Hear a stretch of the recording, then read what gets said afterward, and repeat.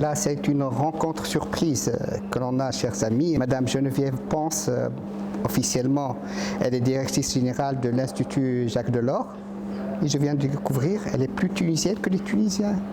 N'est-ce pas, Geneviève? Oui, je suis née ici et j'ai pris ma première colère quand quand on a décidé de quitter ce pays qu'on aimait tant. J'avais 9 ans et demi. Et c'était dans le bateau qui me ramenait de Tunis à Marseille. Et bon, on aimait énormément ce pays. Mon père était arabisant et un spécialiste des mystiques musulmans du Moyen-Âge est tombé amoureux de ce pays. Voilà. Et on a dû rentrer. Et vous revenez souvent ici? Je reviens grâce au Forum de la mer de Bizerte. Je reviens chaque année. Chaque année, je reviens ici. Et chaque année, je retrouve mes souvenirs d'enfance. Je retrouve les plages où nous allions avec mes parents, les plus belles plages. C'était magnifique. Et justement autour de Bizerte. Oui, Rar El Mel par exemple, voilà. Et puis quelques autres, mais les noms ne me reviennent pas toujours, mais c'était de magnifiques souvenirs d'enfance, sable bleu. Hier, avec son Excellence, l'ambassadeur de France en Tunisie, on disait que, au fait, cette mer, elle ne nous séparait plus. Elle nous unit, bien sûr. Bien sûr qu'elle nous unit. C'était Mare Nostrum, notre mer. Hein. C'est quelque chose qui nous rapproche. Il y a beaucoup de traditions communes. Vous trouvez le même type de pêcherie qu'aux îles Kerkena, de l'autre côté de la Méditerranée.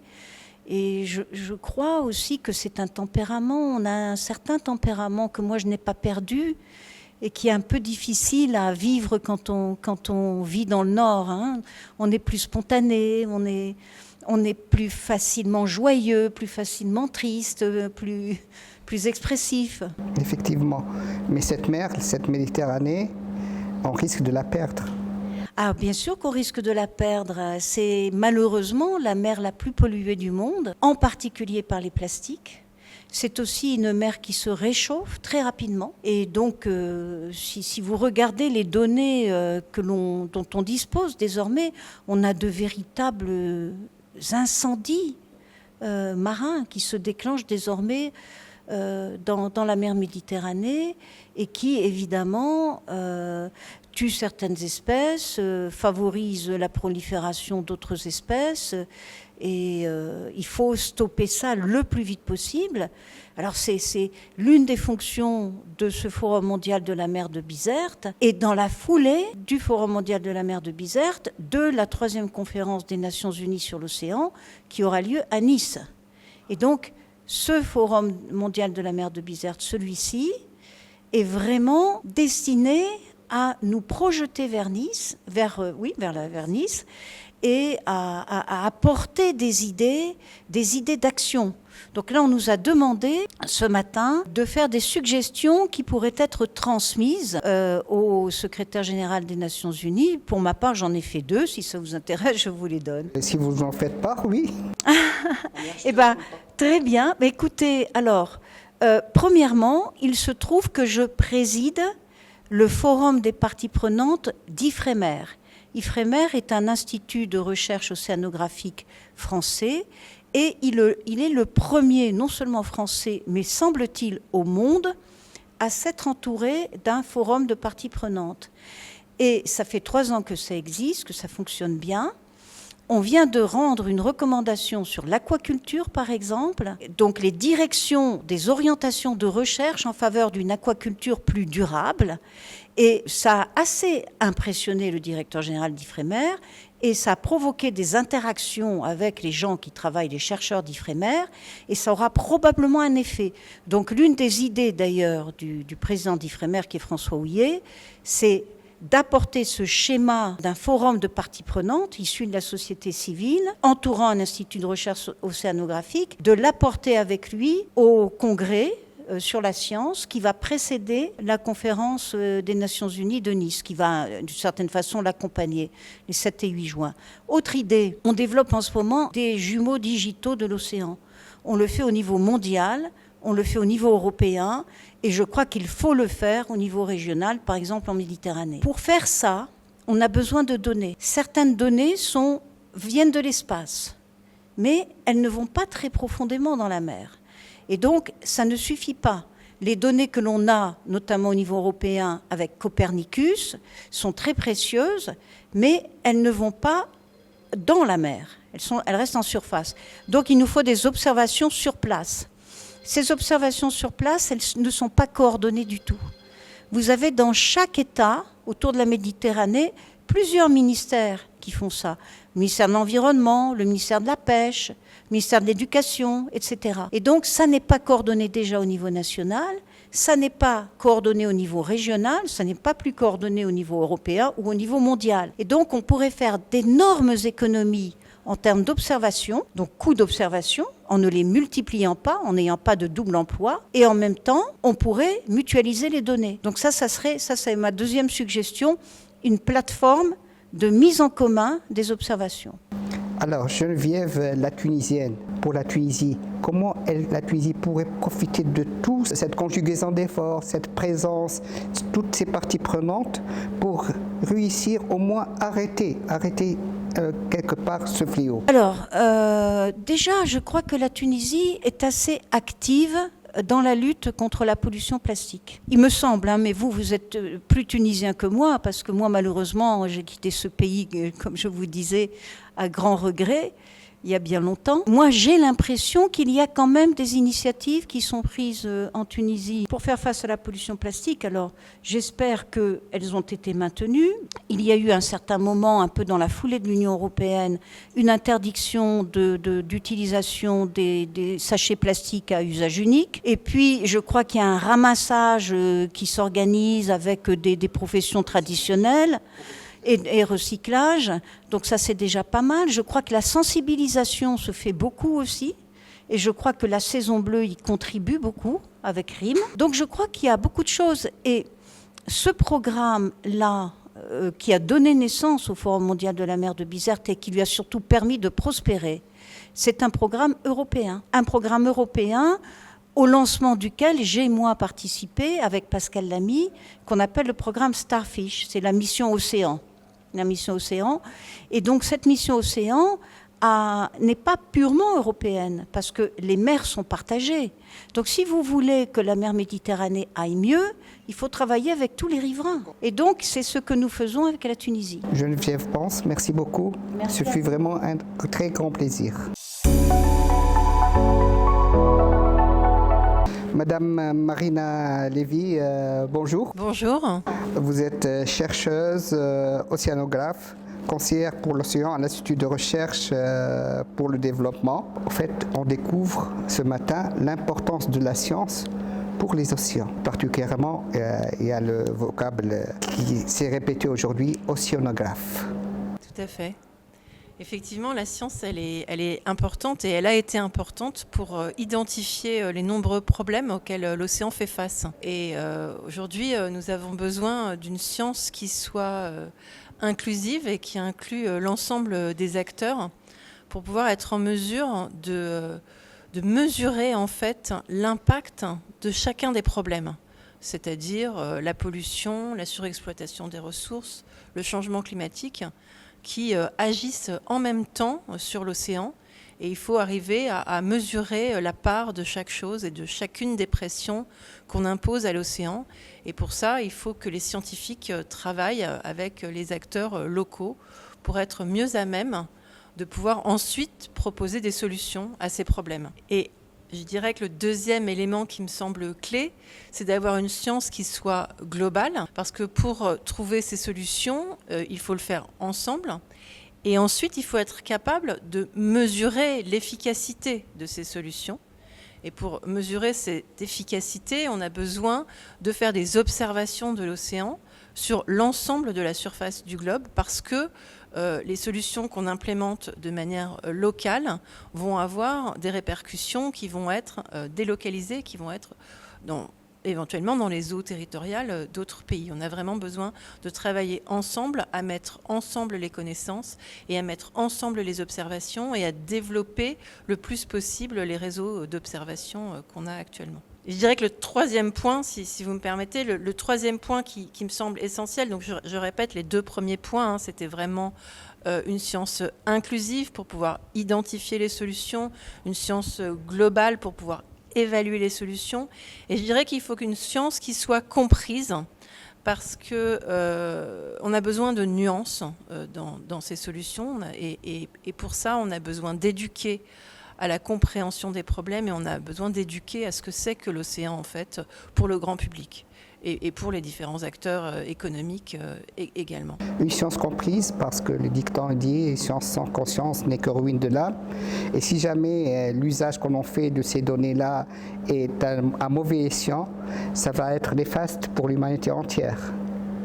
Oui, et même l'usage de solutions, par exemple, il y a certaines solutions qui sont proposées actuellement. Je pense en particulier à des solutions qui concernent le piégeage artificiel de CO2 par les océans, dont on ne connaît pas encore les effets potentiellement néfastes sur les écosystèmes, et c'est des effets qui peuvent être délocalisés. On peut forcer l'océan à pomper plus de CO2 dans une région.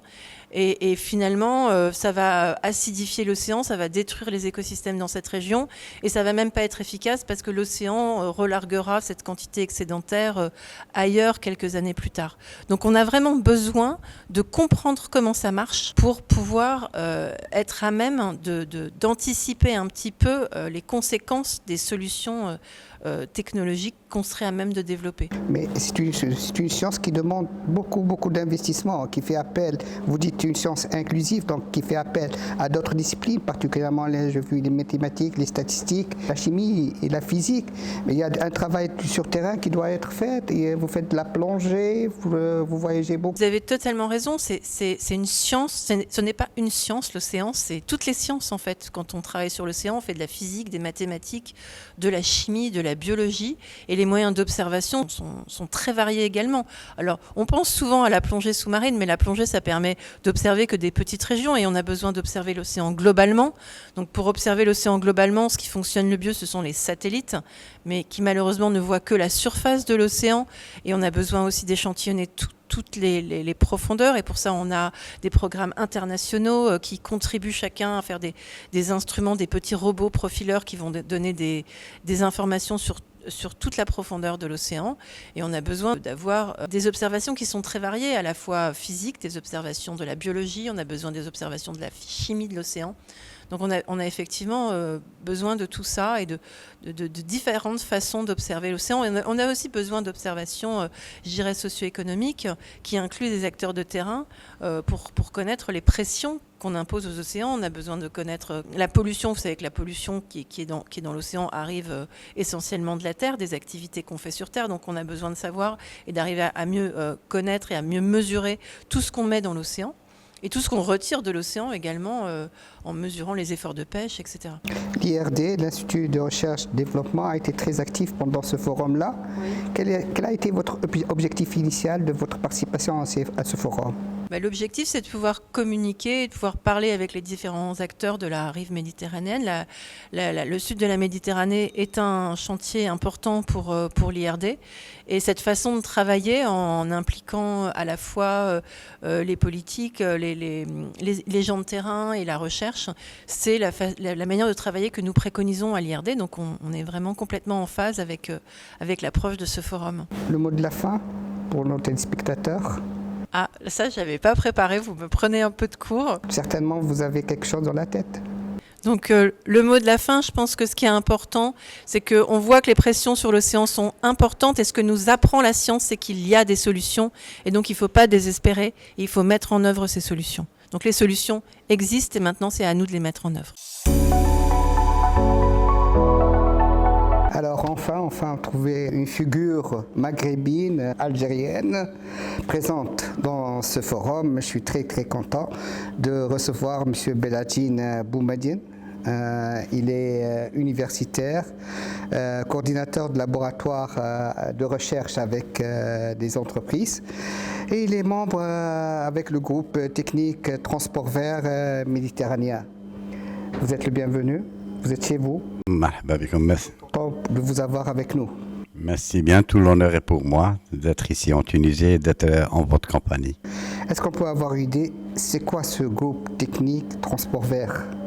Ce groupe technique, il a été établi dans le cadre de l'initiative WestMed donc qui est elle-même issue du dialogue 5+5, c'est-à-dire c'est les 5 pays de la rive nord plus les 5 pays de la rive sud au niveau de la Méditerranée. Donc ceci implique le Maroc, l'Algérie, la Tunisie, la Libye et éventuellement la Mauritanie. Donc c'est le bloc qui fait face à la rive nord de la Méditerranée. Donc on a inclus même le Portugal, l'Espagne, France, Italie, Malte, jusqu'à la Grèce. Donc on se limite uniquement à la partie ouest méditerranéenne. Donc on est dans un contexte où on est en train de faire des études de faisabilité, des stratégies pour développer le transport vert en Méditerranée. On ne le fait pas parce qu'on le veut, on le fait parce qu'il y a une réglementation qui est en train de se mettre en place au niveau de la Méditerranée, qui est considérée maintenant comme une zone où on contrôle les émissions des navires, ce qu'on appelle une zone ECA. Donc cette obligation, donc elle oblige les navires à avoir des seuils d'émissions maintenant qui sont plafonnés. Donc par exemple pour l'oxyde d'azote, donc ils sont à 0,5%, ils vont éventuellement aller jusqu'à 0,1%.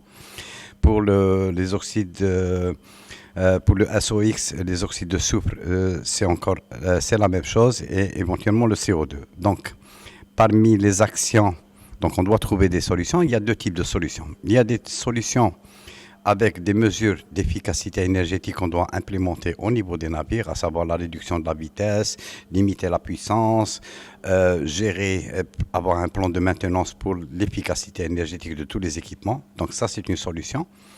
Mais c'est une solution, plus les seuils d'émission se réduisent, plus ces solutions ne sont plus suffisantes. Donc la solution maintenant qui est en train de se profiler, c'est quoi? C'est carrément aller vers ce qu'on appelle les carburants alternatifs, ou bien, entre guillemets, les carburants de substitution. C'est-à-dire sortir des carburants conventionnels, tels que qu'on connaît le mazout, le high fuel oil, diesel oil, c'est-à-dire avec quoi carburent les navires, et muter vers des carburants alternatifs. On considère le gaz naturel comme étant une option de transition, parce que lui-même, il est issu des hydrocarbures, mais la tendance, c'est d'aller vers des carburants tels que le bio-LNG, le méthanol, l'ammonia, mais pour peu, maintenant, il y a une autre problématique qui se pose au niveau de l'OMI, l'Organisation mondiale des maritimes, maintenant qui impose non seulement faire le bilan carbone du carburant, non seulement à l'utilisation, mais depuis la production jusqu'à son utilisation. Ça veut dire que l'empreinte carbone maintenant, elle devient encore plus importante. Et c'est pour ça maintenant, même en termes de carburant de substitution, on parle de biocarburant, c'est-à-dire le e-méthanol, l'hydrogène, ainsi de suite. Mais l'hydrogène, c'est-à-dire un hydrogène produit à partir de sources renouvelables, pas l'hydrogène tel qu'on peut le produire à partir du gaz naturel, et ainsi de suite. Mais cette problématique, elle est difficile à cerner dans la mesure où dans le bassin méditerranéen, les infrastructures pour fournir ces navires qui doivent s'adapter à ces nouveaux carburants, et cela coûte des financements très importants. Donc s'ils vont faire le pas d'aller se reconvertir pour les infrastructures pour le soudage, et la disponibilité de ces infrastructures pose problème au niveau de la Méditerranée. C'est-à-dire, maintenant, vous optez pour, par exemple, vous dites, voilà, mon navire, il va carburer au méthanol. Allez-y trouver du méthanol dans tous les ports pour faire votre soudage, pour vous alimenter. Vous dites pour le GNL. GNL, on a un point de soudage au niveau de Marseille, à ma connaissance, au niveau de Barcelone. Mais si on fait le pourtour méditerranéen, ça devient problématique. Pourquoi? Parce que le GNL, tel qu'il est exporté, il est utilisé pour les applications industrielles. Parce que cette mutation vers les carburants de substitution, ce n'est pas uniquement pour le transport maritime. Même les industries, pour décarboniser leur activité, sont en train d'aller vers ces... Et ça veut dire que maintenant, on est dans un contexte où la disponibilité, la raréfication de cette ressource n'arrive pas à satisfaire la demande. Et c'est très très important. Et c'est une grosse problématique qu'on est en train de tacler. Moi, j'ai proposé une stratégie. Je suis en train de faire le nécessaire avec les pouvoirs publics pour développer une stratégie dans laquelle on est en train d'inclure la Tunisie et l'Italie. Je vous en parle par la suite. Maintenant, ma stratégie, c'est du moment que l'Algérie est producteur de gaz, donc maintenant elle se classe comme étant premier pratiquement fournisseur de gaz pour l'Europe, donc à travers les gazoducs qui va directement en Espagne et le deuxième qui passe par la Tunisie, on a déjà un réseau de distribution. Il y a un réseau de distribution au niveau de la Tunisie et ce gazoduc arrive en Sicile, en Italie, avec un réseau de distribution. Donc moi, qu'est-ce que je propose pour décarboniser ce gaz et le rendre bio, c'est-à-dire entre parenthèses bio?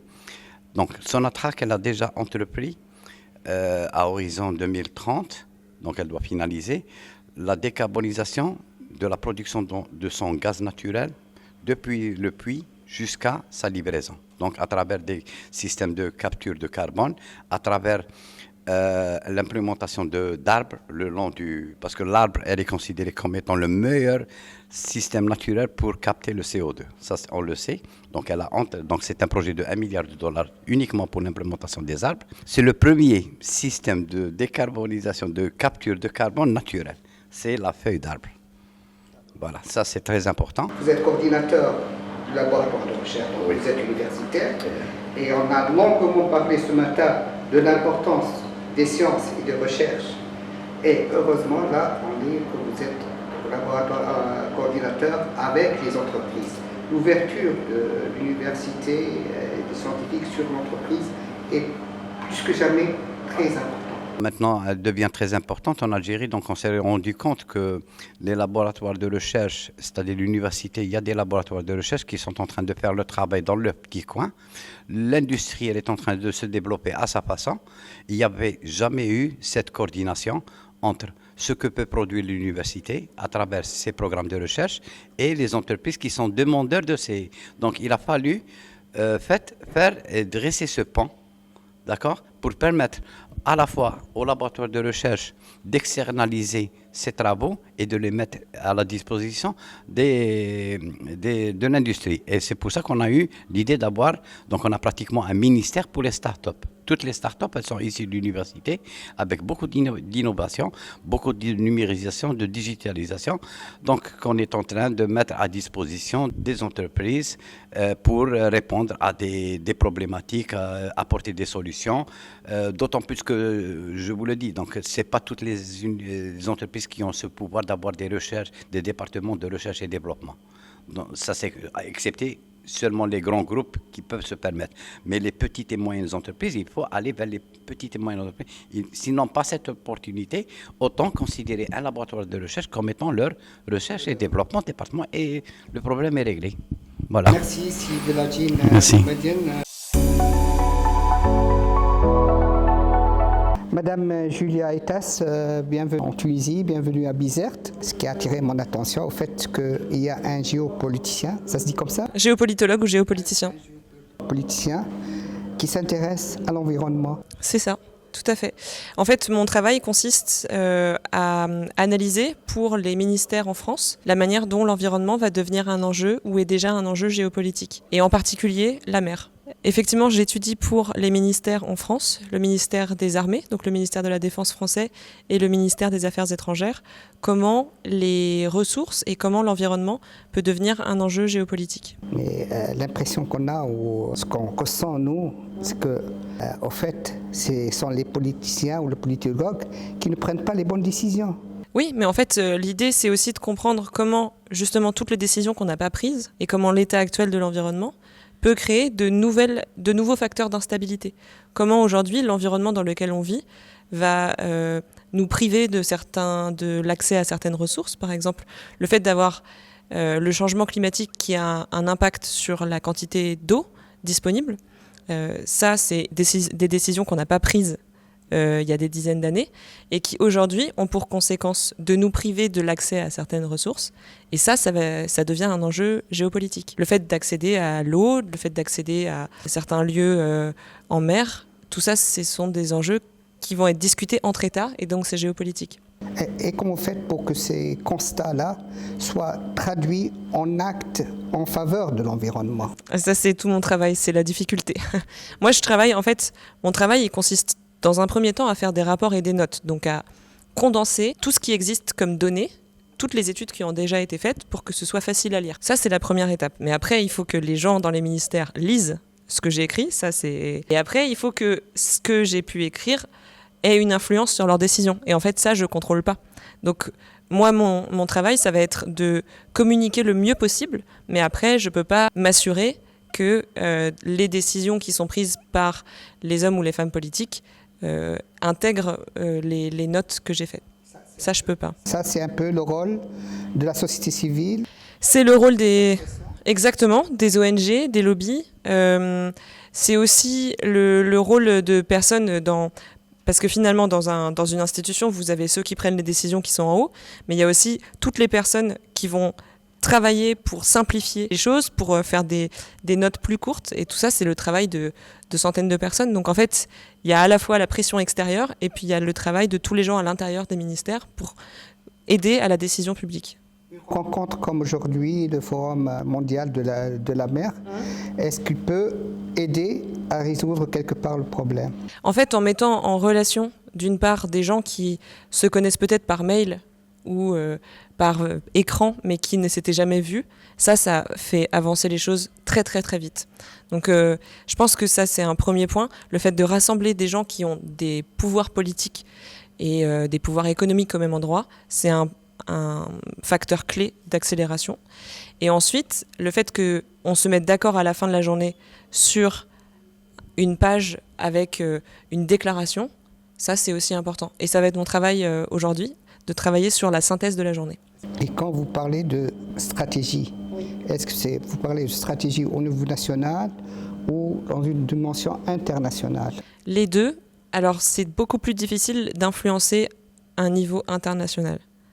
C'est plus facile de discuter avec des personnes qui travaillent à des stratégies au niveau national, parce que en général vous avez en face de vous un gouvernement, alors qu'au niveau international, finalement, ce sont les gouvernements qui se mettent d'accord entre eux pour publier des stratégies.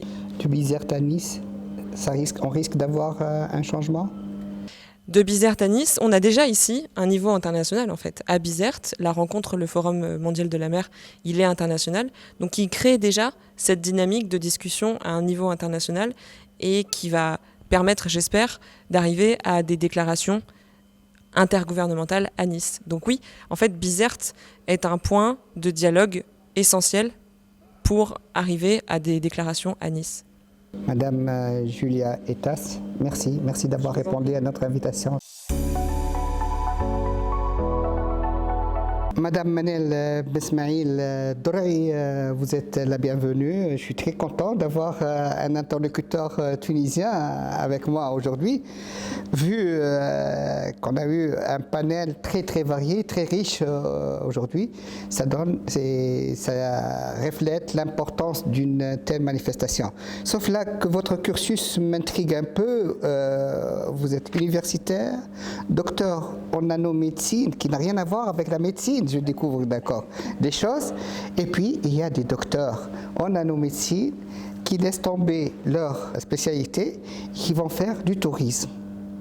Est-ce que j'ai résumé un peu votre cursus? Oui, il y a un passage entre l'académique dans tout ce qui est biologie et nanomédecine vers activiste en association environnementale, vers le secteur du tourisme, mais je reste toujours en moi, entre l'associatif et le secteur privé, je reste dans le développement durable et la protection de l'environnement. Mais là, vous êtes en train de travailler avec une firme internationale, un label international connu, on va le dire, Iberostar. C'est dans le tourisme, carrément. C'est un opérateur de tourisme. Oui. C'est le tourisme, mais les gens me demandaient comment ça se fait que tu es passé d'une activiste en NGO vers un secteur de tourisme qui est toujours, malheureusement... Exactement. Voilà. Et ça, c'est vrai, parce que on ne sait pas que l'impact, autant qu'il peut être négatif, autant qu'il peut être positif si on a une bonne gouvernance. Et donc, cette société, donc, elle a vraiment, c'est un leader en tourisme durable parce qu'elle a choisi de chercher des solutions innovantes, de trouver là où il y a... parce que qu'est-ce qui fait qu'un tourisme, il est durable? Si on pense à des générations, moi, la dernière fois qu'on a eu une étude pour la Tunisie pour le changement climatique, si on ne fait pas quelque chose, on va perdre aussi bien le tourisme, parce qu'on va perdre toutes les côtes tunisiennes, mais aussi on va perdre l'agriculture, parce que derrière la partie... Effectivement. Et donc là, il y a des personnes qui ont pensé donc, dans notre société, voilà, il faut qu'on y ait, ok, on a les hôtels, on a tout ce qui est tourisme, mais il faut qu'on pense aujourd'hui à trouver aussi un créneau, pas un créneau, mais vraiment on a carrément un département de durabilité avec des scientifiques, nos propres scientifiques. Toute activité ou décision qui sont faites dans nos hôtels, elles sont basées sur des faits scientifiques ou des études scientifiques. Donc, on a créé donc 3 piliers pour travailler. Déjà, avec le mouvement Wave of Change, c'est donc la vague de changement, parce qu'après le Covid, on a tous senti que voilà, le secteur de tourisme, il est autant très important, comme le cas de la Tunisie, qui est 14% du PIB, c'est pas rien du tout, mais aussi autant fragile. Et le Covid il nous a montré ceci, et c'est à partir de 2020 qu'on a lancé donc un engagement public de travailler sur la préservation des océans, parce qu'on sait très bien les océans et leur importance, et c'est pour ça ils sont plus que 70% de la Terre, et donc ils sont là pour nous, et nous on devrait faire autant pour les océans. Voilà. Moi, je voudrais comprendre, quand vous parlez du groupe, est-ce que cette structure ou ce bureau, est-ce qu'il agit sur le plan national ou international? C'est-à-dire, quand vous parlez d'Iberostar, vous agissez pour le compte d'Iberostar International ou Iberostar Tunisie? En fait, c'est une société multinationale. À la base, elle est espagnole, mais on se trouve donc sur 3 continents, donc le Nord-Afrique, l'Europe et les Amériques, que ce soit latines et Amérique du Nord. Et quand on agit, en fait, on a mis des stratégies globales. Sauf que on s'est confronté à des obstacles selon la région, en fait. Là, tout à l'heure, j'en parlais dans le panel, c'est que, par exemple, on veut éliminer le plastique à 100%, à usage unique. Dans des pays, on a pu le faire à 100%. Le problème, c'est que dans des pays comme la Tunisie, on n'est pas encore arrivé à 100% pour la simple raison, c'est qu'on ne trouve pas ici des alternatives. Vous parlez d'alternatives, c'est-à-dire les produits d'échange. Voilà, des alternatives pour le produit pour échanger, parce qu'au final, il faut avoir une demande et une offre. Et l'offre, malheureusement, en Tunisie, elle est encore un peu plus loin. Ce n'est pas le cas dans d'autres pays. Je vois qu'il y a les offres pour l'eau en bouteille. C'est pas, quand on parle, parce que c'est vrai que on a eu même des pénuries. Si vous vous rappelez, l'année dernière, il y a eu une pénurie d'eau. Donc là, tu dis, voilà, on utilise le verre, mais à un certain moment, il n'y avait même pas de verre. Et parfois, il y avait aussi un problème en plastique. Donc, à un certain moment, c'est ça le problème, c'est ça le challenge. C'est comment s'adapter à la réalité des choses. Et parce qu'on veut penser, on a des ambitions très, très hautes, déjà avec une stratégie d'économie circulaire qui travaille sur 0 déchet qui part vers les landfills ou les décharges en 2025, 0 usage de plastique à usage unique, pêche responsable dans tous nos plats, donc pour être sûr que tout aliment qu'on utilise dans nos cuisines, ils sont responsables, qui viennent de la mer bien sûr, je parle des poissons ou fruits de mer ou autres. On a une stratégie qui a été lancée, la stratégie de décarbonation qui a avancé même 20 ans, la stratégie globale dans le monde, c'est on veut être ou arriver à la neutralité en émissions carbone en 2030. Il y a aussi une des autres stratégies, c'est qu'on veut améliorer, restaurer aussi tous les écosystèmes marins qui se trouvent tout autour de nos destinations. Et que ce soit, et ça c'est très important, il vient avec la dernière stratégie qui est en cours, qui est l'Alliance, donc ça c'est mon poste maintenant, c'est l'Alliance en destination, c'est-à-dire comment rapprocher toutes les parties prenantes pour travailler avec un but de développement durable commun. Reste une question. Vous avez parlé de sciences, des décisions scientifiques. Ça suppose que vous avez des relations, des entretiens, entretenus avec des universités, des laboratoires. En fait, on a notre propre laboratoire de corail. C'est dans les Caraïbes. Et on fait des études pour le problème qui se passe là avec le changement climatique. On est en train de reconstituer ou mettre en place donc, les fragments de coraux avec une équipe scientifique 100% Iberostar. Et aussi, on travaille beaucoup avec des universitaires, donc en alliance avec des universitaires pour toute activité. Par exemple, là, je peux citer récemment donc, la restauration des dunes côtières. Malheureusement, récemment, c'est surtout en Méditerranée, il y a quelques régions qui gardent les dunes côtières et on sait très bien que les dunes côtières, ce sont déjà une solution basée sur la nature et qui protègent de l'érosion. Donc nous, on essaie de travailler dessus, revégétaliser pour être sûr que ces dunes ne partent pas, pour les maintenir parce que les vents, la pluie, maintenant... Avant, on savait, voilà, il y a l'été, il y a l'hiver, on sait il va venir un peu du vent, il y a de l'eau, mais maintenant c'est au pif. Avec le changement climatique, voilà, on peut plus prévoir quoi que ce soit. Et les intempéries qu'on est en train de vivre ces jours-ci. Madame Manel Ben Ismail Douraï, merci beaucoup, ce fut vraiment un plaisir.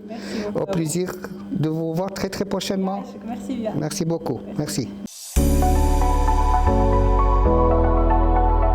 Aujourd'hui, nous rendons hommage à une femme dont le nom est intimement lié au flot de la Méditerranée. Une femme qui a su allier grâce et détermination pour faire du Forum mondial de la mer un rendez-vous incontournable. Je veux citer Madame Rim Benzine. Présidente de l'Institut La Saison Bleue, elle fut bien qu'une simple organisatrice. Elle était l'âme vibrante de cet événement, une présence à la fois discrète et omniprésente qui illuminait chaque instant de ce forum.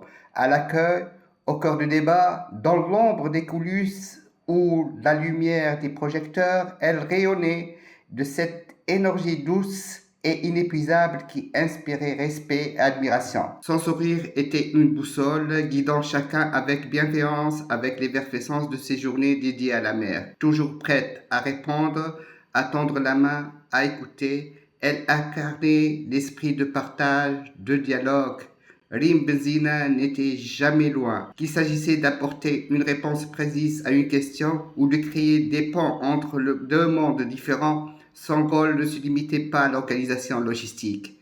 Elle était au cœur des discussions, des échanges d'idées, des solutions à imaginer pour protéger nos mers. Elle respirait l'ouverture, cette capacité rare à rendre chaque personne unique, chaque fois entendue. Au-delà de l'organisatrice, c'est l'amie de tous que nous célébrons ce soir. Une amie pour laquelle il n'y avait ni obstacle, ni limite quand il s'agissait de rendre service ou de bâtir des ponts entre les gens. Aimée et respectée par tous, Rim Benzine a su réunir des personnes venues de tout horizon avec élégance rare. Chaque geste, chaque sourire portait en lui une générosité immense. Son engagement pour la cause maritime ne relevait pas seulement de l'obligation professionnelle, c'est une vocation, un appel profond à servir, à protéger, à transmettre. Nous tenons à saluer cette femme exceptionnelle, une figure lumineuse dont la douceur a su traverser les tempêtes du quotidien pour nous offrir ce havre de paix, de réflexion, qu'est le Forum mondial de la mer. Merci Rim pour ton dévouement inébranlable,